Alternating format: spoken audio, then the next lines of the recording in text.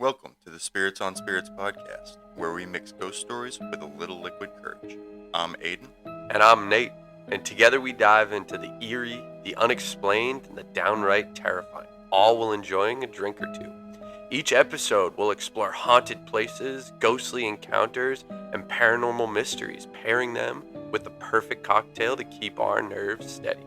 So grab a glass, turn down the lights, and join us as we sip, shiver, and swap some spine-chilling stories. Because here at Spirits on Spirits, the only thing stronger than the ghosts are our drinks.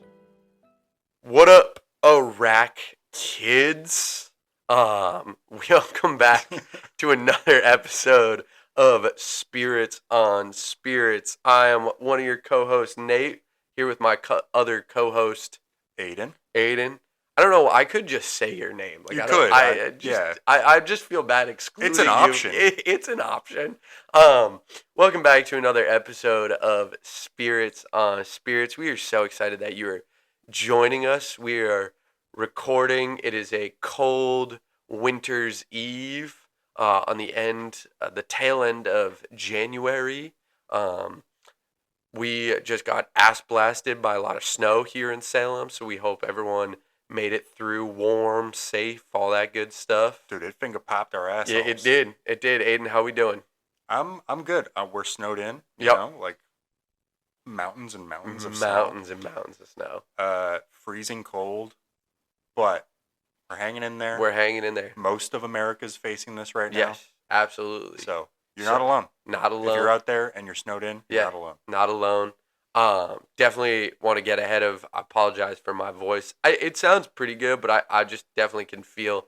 Been yelling a lot lately, so my throat is like sore. So like it's not even a sickness sore. It's just like a sore throat from yelling. So, yep.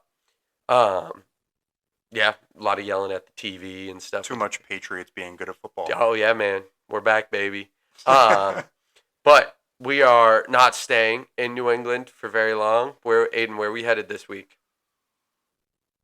Down a long and lonesome highway, east of Omaha. Omaha, Nebraska, baby. Yes, sir. Cornhuskers. Go Butt. That wasn't a word. Go Butt. Go Butt. But yeah, no, we're heading to Omaha, land of the steaks. And, land of Peyton Manning. And Berkshire Hathaway. Sure. Yeah. I mean, that's where he's famously from. Yeah, true. Warren Buffett. He owns like a $200,000 house or something and drives a 1980s Lincoln or whatever. But owns a third of the U.S. economy. True. That's cool. But that's not why we're in Nebraska. We're not in Nebraska for the boys or the steaks. We're not here for the boys or the beef. We're here for the booze and the booze. So, Aiden, let's get into the beverage. Dude, not looking forward to this one. I am looking forward to this. So, you know, fans want it, fans get it. Another bad drink. Well, you don't know. It might be good. I have a sneaky suspicion that it might be pretty nasty. So when I looked up Omaha, Nebraska signature cocktail, the first thing that popped up was red beer. Red beer? You're like, huh. What makes the beer red? Maybe some Kool-Aid mix. Yeah. Maybe some fruit punch. Yep. No. Tomato juice. Yeah. It is literally tomato juice and beer. Mm-hmm. It is nasty. You could could add Worcestershire. You could add hot sauce. I opted not to. I just went straight up red beer. So it's basically like a Bloody Mary. But beer instead of vodka. I'm curious. And no horseradish that I could find. I'm very curious. So I'm not stoked. So I do have the button on standby if Aiden drags his feet a little bit. No, yeah, I think we're going to have to probably use the button today. Yeah. We're going to have to bring it back. I feel like any time that I go into an episode thinking that the drink is going to be nasty, we should just preemptively decide that the button is in play. Fair. So, anyway, enough procrastinating. Yeah. Shall we cheers? Let's cheers. Cheers to Omaha. Omaha! Omaha, say, huh. He's going in for the sip, ladies and gentlemen. Oh, you got to take a bigger sip than that. You gotta go for it. You got to open up that gullet. Make that, get wide with that throat. I mean, it's kind of just salty beer, to be honest. That's not terrible. It just kind of tastes like beer, but salty. I will say, so the play-by-play of your face was you got your lips to the glass and went, oh, but then the second you like it, the second it fully like tasted, your face kind of opened up a little bit and you were like, huh, that's not as terrible. So I as the looker on of that experience, I do feel like you were going in expecting the worst and then kind of came out and were like, you know what? That's not terrible. Yeah.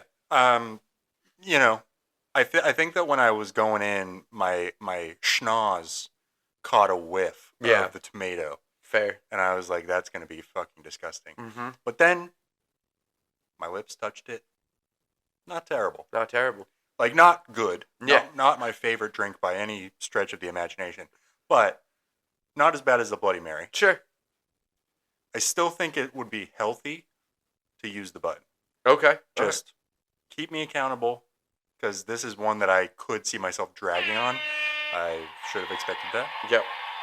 Hit them early. Hit them early and often, folks. It's also like a lot of volume. It's 16 ounces. Yeah. So that is a lot of volume. It's in a pint glass. You got a story to get through. But it's beer, so it's not going to get me sloshed. No, you'll be nice. fine. Yeah. So which is nice. That is good. All right. I will get into today's story of mine. Noise. So I am going to be doing an outdoor location. Whoa. Not a first. Not a podcast first. We've had a lot of podcast firsts lately in the last few weeks. We have. This is not one of them. We're doing Prospect Hill Cemetery. Ooh, a cemetery. A cemetery. And so, God bless. Thank you. So, this is going to be a bit of a shorter episode, shorter story, because there's really one primary ghost. Oh, wow. So, already, like, we're kind of hitting on two of my skeptical points of outdoor location. Yep. Could one be anything. Ghost is present. I mean, hey, people are dying to get in there, though. That's good. All right, let's get into it. So, Prospect Hill Cemetery is located between 31st and 33rd Streets in North Omaha. And so wouldn't that just be 32nd Street if it's in between the two? No, it's actually located on Parker Street. Oh. But it's widely regarded as the city's oldest pioneer cemetery. Whoa, the Nears were there. The Pios. The Pios. The Nears. The Nears. The land was originally part of Moses F. Shinn's addition to the developing town of Omaha in 1856. Moses F. Shinn? Moses F. Shinn. He's effing Shinn up, dude. Dude, nice.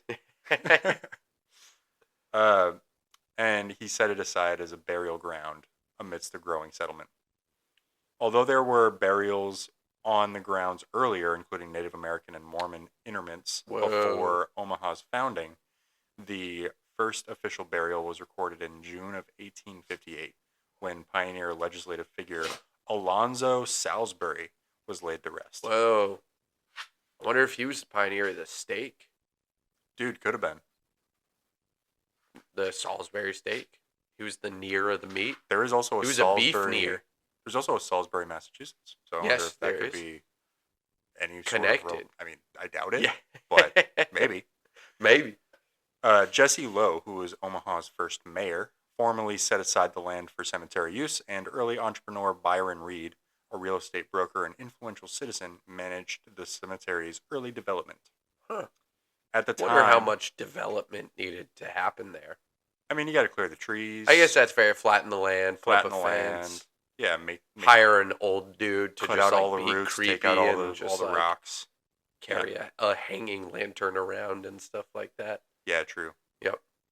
Gotta have the axe man. Yep. Mm-hmm.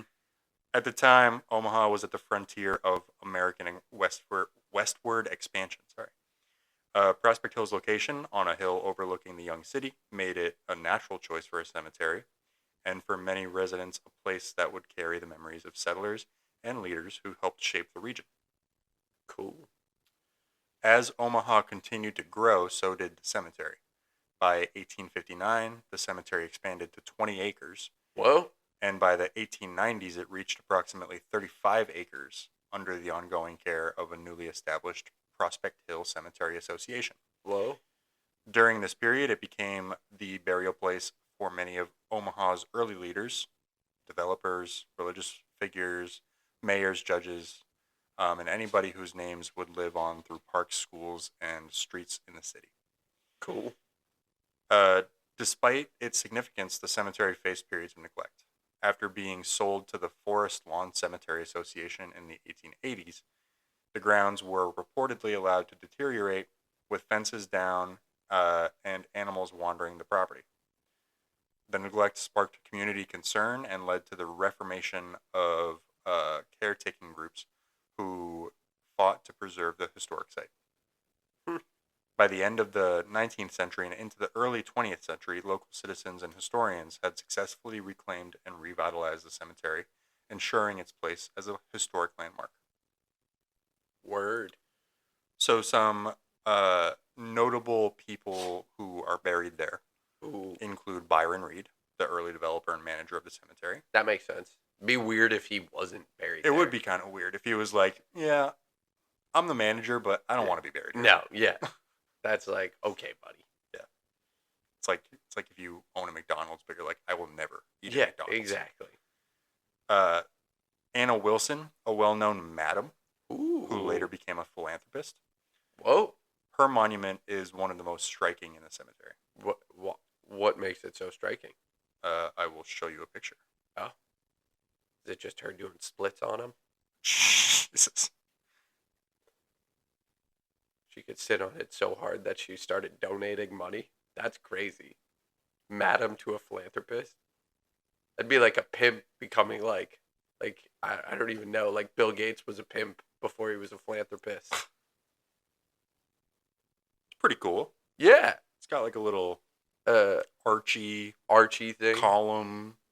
Yeah. Vibe going on. That's fair. Archie column vibe. That's exactly how I would describe it. If you're curious of what it looks like, send it to our Insta and see the Archie thing. At first, when you showed me it, it was so far away that I thought it was just like a well, no, I thought it was like a big gaping hole, like a woman with their mouth open. God, dude. It was like, wow, she liveth and dieth. I mean, maybe that's something that she would have wanted. Maybe. Dan Allen, who was Wilson's companion and associate. Whoa. In Omaha's early gambling and entertainment scene. Nice. John Nichols, a Civil War guard to President Abraham Lincoln. Well, he wasn't very good at his job. No. And then military veterans. A tough performance review. Yeah, you were tasked with keeping the president alive. Yeah. You didn't. Yeah. Fired. Yeah. Oh, narts. Below adequate. Yeah. We're going to put you on an improvement plan. You deserve a PIP, sir. And then military veterans from the Civil War and subsequent conflicts, including a dedicated military section. Whoa. The cemetery also holds the graves of early African-American Omahans. Whoa. Including those connected to the community's development in the late 19th and early 20th centuries. By the late 20th century, Prospect Hill Cemetery was formally recognized as a historic site by the city of Omaha in 1979, and acknowledgement to its cultural and historic value. Very cool. Oh, fuck. Got him. That genuinely scared me a little bit. I jumped. Well, I was trying to get you in between breaths. Like I was looking at your iPad and trying to see where it looked like there was a break. You succeeded. Nice. You know what? I'm going for 2 sips here. Ooh, double doink. Gulp it, gulp it, gulp it. That was a gulp. Ugh. He successfully gulped it, folks. That was a success. Sent it down the gullet. Mish complete. All right, back to it. The Prospect Hill Cemetery's Historical Site Development Foundation, that is a mouthful. It is. Was organized. Just like the beer. Oh, bro. Oh, Jesus got him. Christ. Oh, man. Yeah, it's just so salty. Yeah. So much salt. You don't like salty stuff in your mouth? Not this kind of salty stuff. Gotcha. It was organized to restore the cemetery's historic buildings, preserve records and monuments, and provide educational resources about its place in Omaha's history. Well, that's cool. A legacy arboretum project was later developed to combine... Sorry, what? A legacy arboretum? Arboretum. What is that? Is it like trees? Yeah. Like legacy trees? So, oh, I just sucked in a little bit. Oh. Just sucked in a little bit of salty stuff in my mouth. Yeah, that's... Pause. Anyway, the Legacy Arboretum project was later developed to combine the cemetery's historic character with a focus on native trees and educational outreach. So now we'll get into some of the hauntings and the paranormal lore. That's what we've been waiting. So the main... Actually, I'm going to go for like additional paranormal phenomenons, and then I'll get into the fringe main ghost. I like that. Yeah, I don't want to end on the, the random little things here and there. I want to end on the big kahuna. On the big daddy. So some reported paranormal phenomena in the cemetery include shadowy figures. Duh, it's a cemetery. If you're in there at night, you're going to see stuff at the corner of your eye, etc., etc. For sure. Reports of voices, whispers, and sensations of being watched, especially near older or more weathered graves. Also makes sense. Cemeteries are creepy. Yeah. Some visitors claim to experience a sudden shift in atmosphere from peaceful to unsettling as they pass. Oh, we almost lose you for a second there. Dude, I had to burp. As they pass certain monuments. Urban myth and modern paranormal forums also include accounts of people sensing unseen presences or hearing unexplained sounds during night visits. Yep. This is the downside to drinking beer. Yeah. Just burping all the time. All right. That is all the fringe experiences that people have. Just like you said, the stuff normal, that would kind of make sense. Yeah. We've seen it all before. We have seen all of that before, and I'm not surprised that we're seeing it in a cemetery. No, that's fair. Me either. Now we'll get into the main ghost that is spotted, the woman in white. Whoa. The most enduring haunting tale associated with Prospect Hill is that of the woman in white.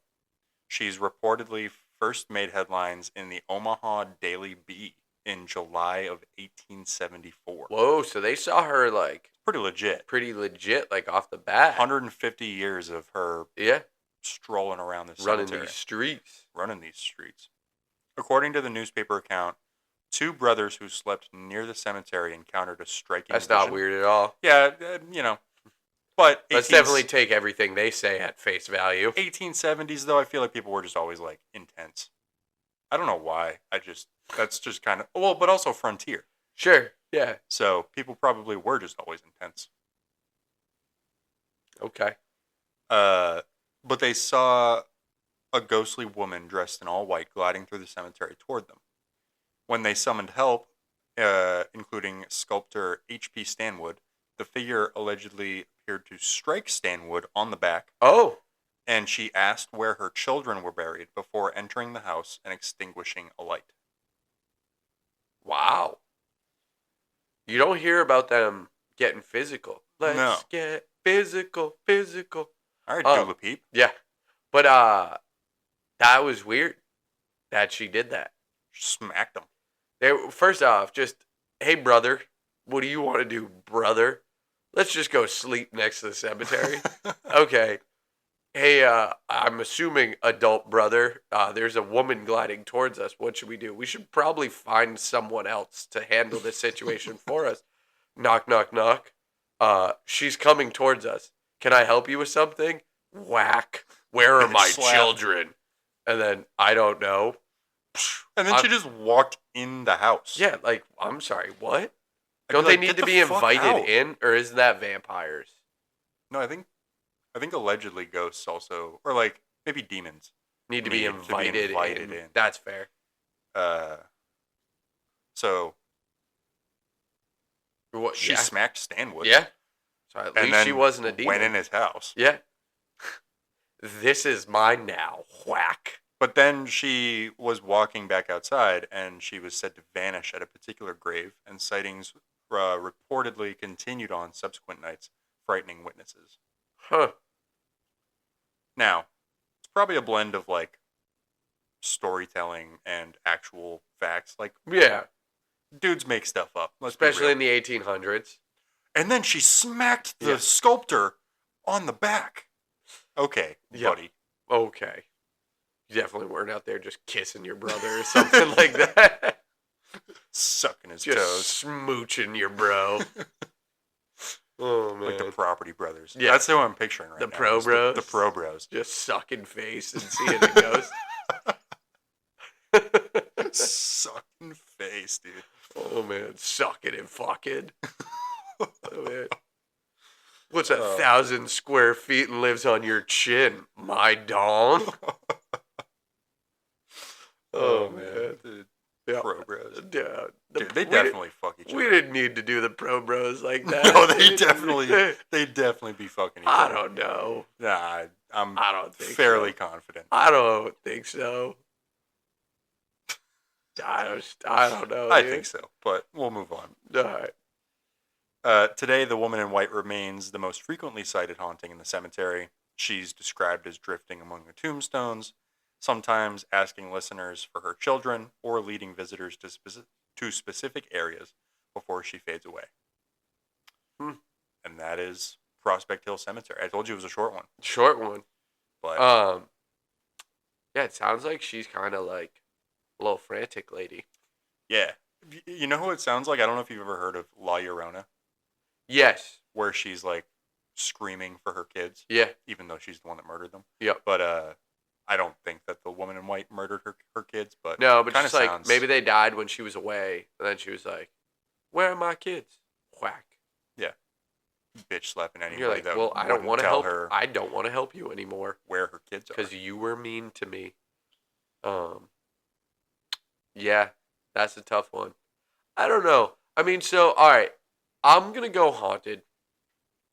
And the full haunted. I'm going full haunted, and I'll tell you why. Because that is like I agree that initial encounter between the bros might be like a little warped. But if everyone's kind of describing the same incidents for the past 100 years, there's got to be something. Dude, you think Drew and Jonathan were lying about seeing the woman in white? Oh man, maybe not. Dude, they fixed her up a super sweet house. Oh man, I'll go Ha. Okay. HA. That's my ranking. Fair. I know you don't like outdoor locations. Outdoor location. One ghost, primarily, that's seen. Yeah. I do also just think, especially like 1870s, dudes just were telling stories. That's fair. Dudes be fibbing. Dudes be fibbing. Dudes definitely be feebing. Feebing and fucking. Feebing and fucking, dude. Feebing and fucking. Yeah, no, fair. But yeah, I don't know. I think like if you hear that same account numerous times, it lends me to probably believe it, but I don't know, dude. I could see it either way, but I'm going Ha. Okay. I'm not unconvinced by it, but I'm also not sold. Is that an H-A Ha or is that an H-A-U Ha? H-A. Okay. All right. So I'm going full haunt. You're going Ha. But it sounds like there's something going on there. Yeah. So, Sure. All right, well, you want to reload, and I'll hit you with my story? Sounds good. All right. Verbs. We're back. All right, dude. So mine is kind of crazy. Yeah. So before we started recording, you were boasting about I was a little hot to trot, and I will say, not necessarily because I just mine there's haunted stuff, but I was more so fascinated by like the true crime element. Ooh. That kind of led itself to. I'm a big true crime guy. So that led itself to this. You have my attention. So I'm doing Hummel Park or Hummel. It's Hummel Park. I would probably go Hummel. Hummel Park. It is a 200-acre public park. Holy smokes. That's a lot of fucking acres. That is a lot of acres. How many acres is Central Park? It's a quick. How many acres is Central Park? Central Park is 1.32 square miles. That doesn't help me at all. What is acres to miles? But regardless, 200-acre public park, which is fucking. Okay, Central Park is 843 acres. Really? Apparently. That's a lot of acres. It's huge. Wait, but 200 acres is also huge? What? I guess both are big-ass parks. Acres are, Yeah. Yeah. Acres are big. So, what is interesting about this park? So, it's on the north side of Omaha. It's known for its dense woods, steep hills, trails, stone staircases, and nature center. So, it's popular for hiking, disc golf, but it's also very secluded in part. So, it's kind of got everything. It has very secluded areas. It has very, public areas. It's got a lot of everything. And with that, you have a lot of different stuff that has gone on there throughout the years. Okay, so there is I guess let me get into kind of some of the like legends and lore before I get into the true crime, and then I'll do paranormal first. Sounds good. Or after. So there is what is called these bowed trees. So there's these trees overhanging one entrance that apparently were shaped by the weight of bodies after lynchings. Oh. So there would be lynchings that happened at this entrance of the park. Oh my God. So that's not cool. There's another set of stairs or a rock feature. No, so these are, I'll get into the rock feature after, but these are called the stairs to hell. And it is a set of staircases, 188 steps. However, people say if you go up, it is a different amount of steps than when you go down. So if you count it, the number going up, it'll be usually 188. And when you count it going down, it's usually less. Okay. Like one less? Or I don't know. 10 less? Just less. Just less. That's all I could gather. Okay. There's another thing in the park called the Devil Slide. So it's a steep, eroded hill in the park dubbed the Devil Slide, and it's often linked to suicides and eerie feelings. This is a dark place. Dude, this is a dark park. There you go. Dude. Now, my favorite part about the dark park. Oh, boy. What is this? No. So, apparently. All right, Devil Slide, suicides, and an eerie feeling next to this. Yeah. Because it looks like the devil uses it to slide down to hell. Obviously, that's what it got going on there. Sure. My favorite part. Now, I don't know if this is corroborated or anything like that. Forward to this at all. What do you think it is? Can you give me any sort of hint? Without giving it away. Dude, I don't know. We've covered lynching trees. Yep. We've covered the Devil's Slide. Yep. I feel like it's like a random swing in the middle of the woods or something. No, It's not. So apparently a long-running thing over the years where that in this park there has been a deep and secluded part of it that has been occupied by a group of it has been dubbed an albino colony. So it is just a group of albinos that live secluded in the park. Why? That have been portrayed as harmless hermits or violent attackers. Just in Omaha? What the fuck? I don't know. I mean, my guess is back in the day, there might have been a couple of albinos that lived there because albinos were definitely the work of the devil back in the 1800s. Are there still... Does that still exist, or is it like allegedly gone now? I don't. Colony. I mean it. Again, I don't know if the colony was ever officially corroborated. Was that like a demographic of people that were like probably shunned? I would say so. I feel like I've never heard of. I actually have heard of that, like more so in modern day, and like parts of like the world. Okay, yeah. But Omaha, Nebraska? I mean, dude, you tell me that someone popped out of the womb as an albino in the 1800s and they're not blaming the devil. That's probably true. So my guess is that is how it started. But just a colony of albinos just living. Okay, but do you, like, if you have an albino baby, do you just, like, bring it to the park and you're like, here? Well, so maybe if we want to get into this, like, realistically and stuff like that, my guess is... I'm curious about this colony now. For real, I want to dive deeper into that, but I wasn't able to find a ton of information. But my guess is maybe it was like 2 people, and maybe they had kids, and then just continued to have albino children. So it might have been an albino family that lived deep in the woods in the park. Yeah. That's more likely than my just albino baby offering. Here is my albino baby. Look after it. It's like Superman. Take it in like, now. Yeah, like Smallville Superman type shit, dude. Oh, man. So, all right. Now let's get into the murders and attacks and deaths and all that kind of stuff in the park. Now, there's a lot of them. Does the albino colony have anything to do with any of these? Not reportedly. Okay. So I will leave that up to you to determine. Now, in 1933, a middle-aged radio repair man was murdered in Hummel Park.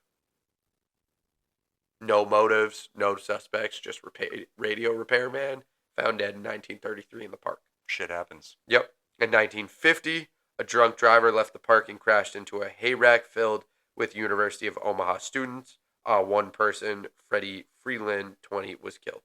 Ooh. Yep. That was an accident, though. That wasn't a homicide. Yeah. Now, let's get into... I want to get into... Well, drunk driver, you said. Yeah.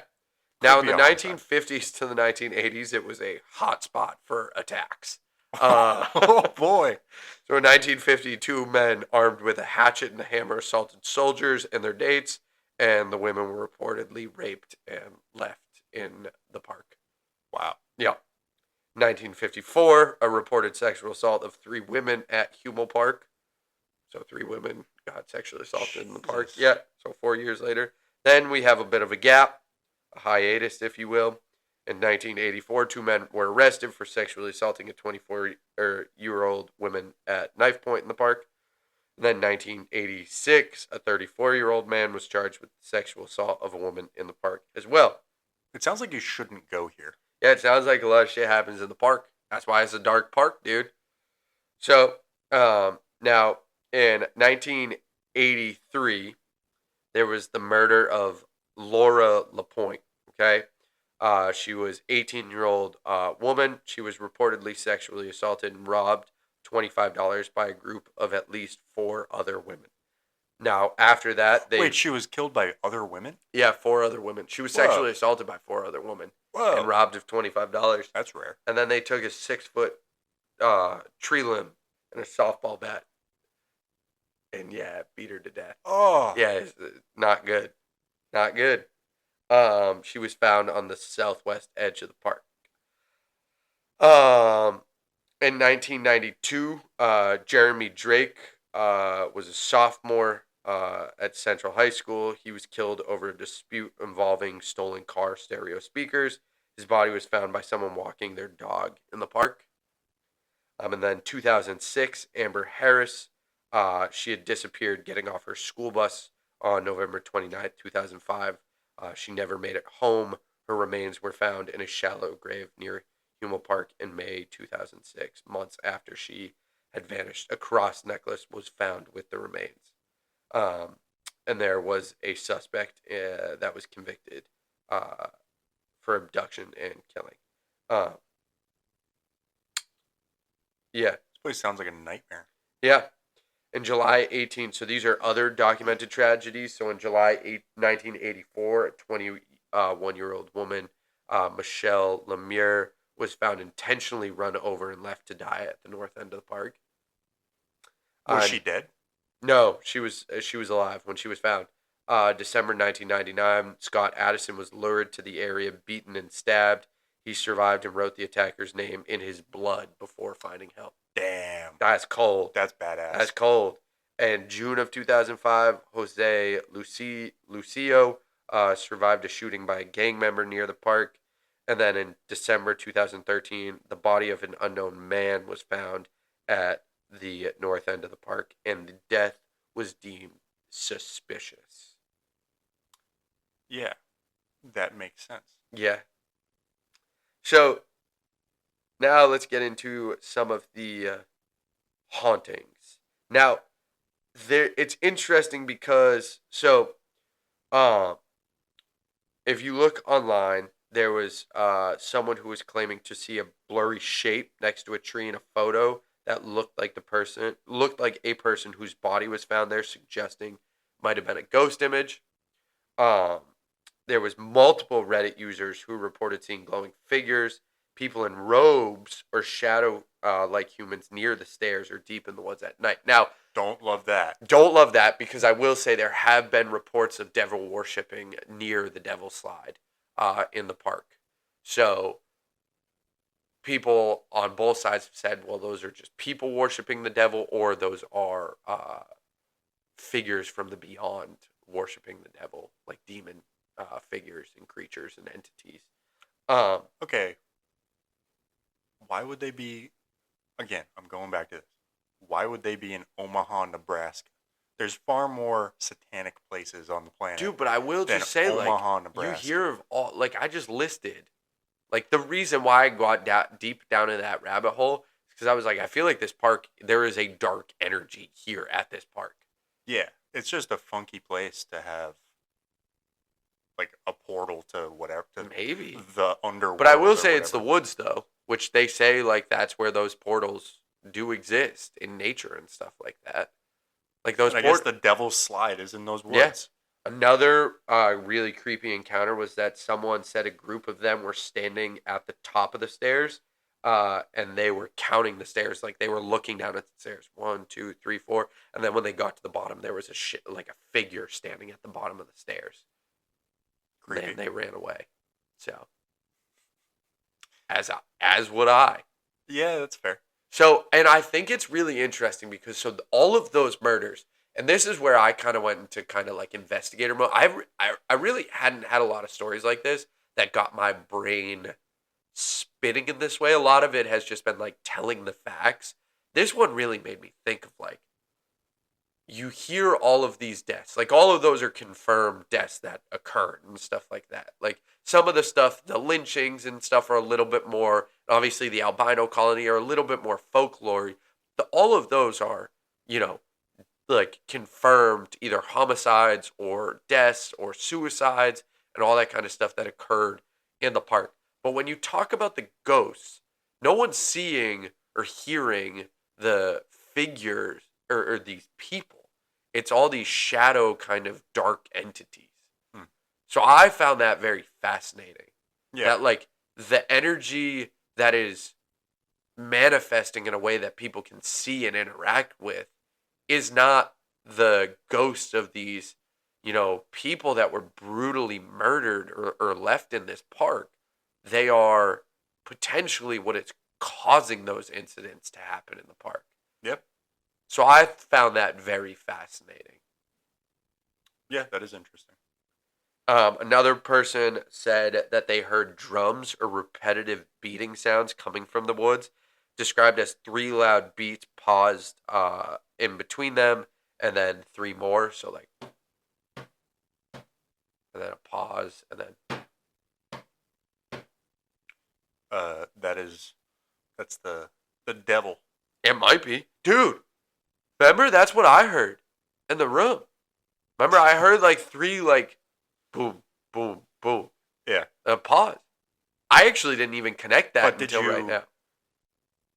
I mean, didn't it just stop after that? Like, there was no pause. It was just over? Or did you hear more stuff after that? Remember, remember in the room in Albuquerque, that's all I heard. No, yeah, but okay. Cool. That's all I heard. 3 knocks. And then I rolled over. Like, I heard it repeated times.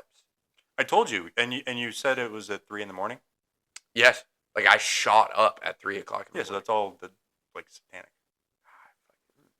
I don't like that. 3 is the devil's number. I don't like that. Another person of the Holy Trinity. Another person claimed to hear voices approaching them when they were alone, but then they turned around and saw that there were people not there. Now, other stuff is several say that the park feels different at night with a watching sensation or a heavy atmosphere that doesn't feel quite right.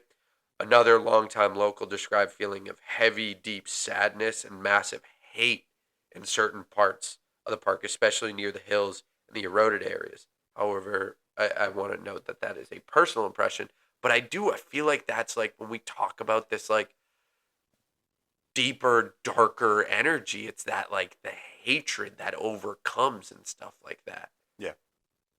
I don't know. I think there's something weird going on in this park. I mean, that's irrefutable. There is something weird. Yeah. Well, I don't know. What are your takes? Like, I've just thrown a lot of information at you. What's going through your head? I mean, hearing all this. I always look at things from a logical standpoint. Like, I don't automatically jump to hauntings. So, in terms of the true crime stuff, there's certain parts or certain like locations, highways, parks, sure, cemeteries, etc., where it's so vast and like expansive and kind of in a lot of ways uncharted. Like, a lot of people just kind of don't go to certain areas of the park. For sure. That they become hotspots for people dumping bodies, for people committing undesirable heinous crimes, people and stuff like if you're in Omaha, it sounds like this is just kind of the place to go and do bad shit. Yeah.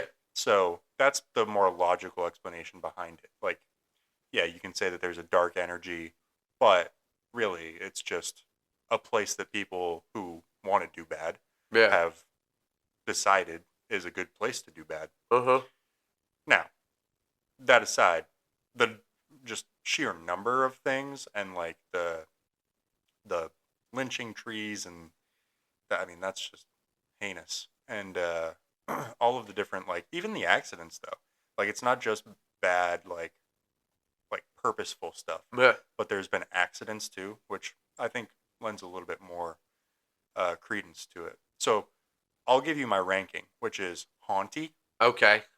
I'm leaving the D off. It can get the D later. Yeah.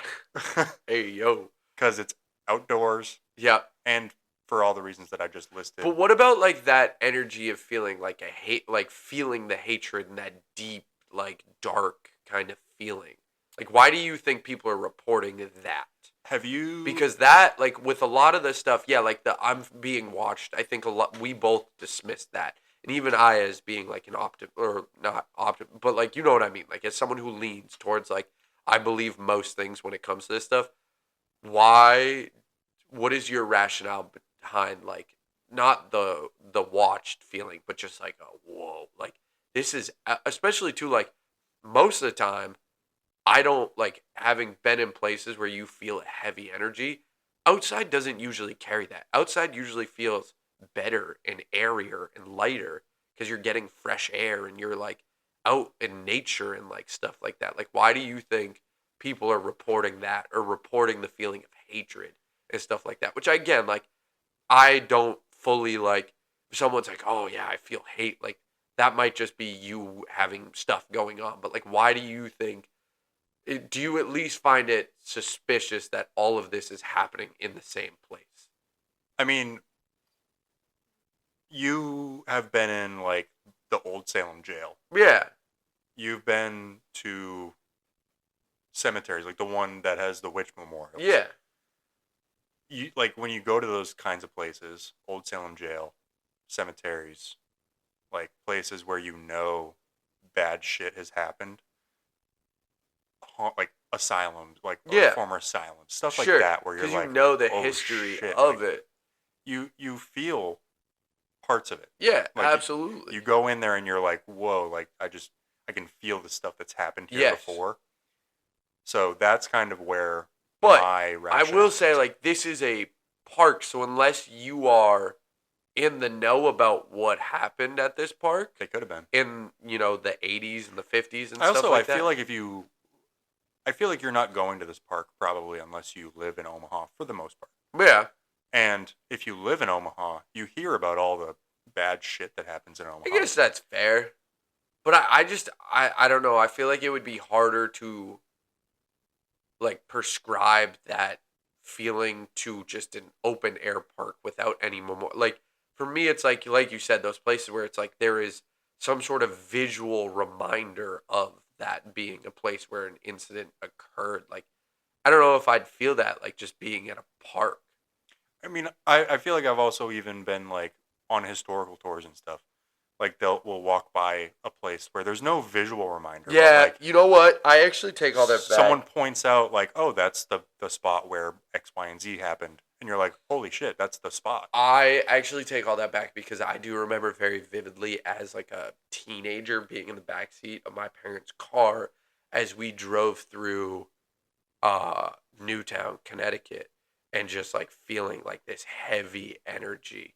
Mm-hmm. And, like, there was no other than, like, the sign that said welcome to Newtown, like, didn't feel like, for those, that was where Sandy Hook happened. Yeah. So, like, I remember that, like, whoa, just something feels heavy and different here and stuff like that. So I guess I'm taking back what I say, where it's like, even just knowing something heinous happened in a place, you feel something. It. You feel it, yeah. So, but doesn't that lend itself to ghosts? Like, if you're admitting to feeling energy, don't you think that lends you? I don't necessarily think so, because I think that a lot of it's psychological. Okay. I guess that's fair. Like, it's in your brain. Yeah. You know? But, hey, I mean, I could be wrong. Yeah. No, I do. I feel also, to be fair, I gave it a high score. Yeah. It sounds creepy. It sounds like it's a dark park, dude. It sounds like a dark-ass park. Dark-ass park, dude. Adapt. But, yeah. Outdoor. People probably know the stuff that's happened there, so they're giving their own experiences there of, oh, wow, I went there and I felt dark. It felt I will say that, like, the areas that I could find that have the most activity are not where the bodies were buried. It's where, like, the demonic stuff is, like the devil's slide or the staircase to hell. Like, that's where people are describing encounters and stuff like that. Yeah, but if you hear about a place called the Devil's Slide and then you see the Devil's Slide, you're going to be like, whoa, that's the Devil's Slide. Yeah, I guess that's fair. Satan might be taking that slide down to the underworld. Maybe. So. No, it's crazy. I mean, look, I'm not trying to, like, discount anybody's experiences. I'm giving my perspective on it, which comes from a skeptical standpoint.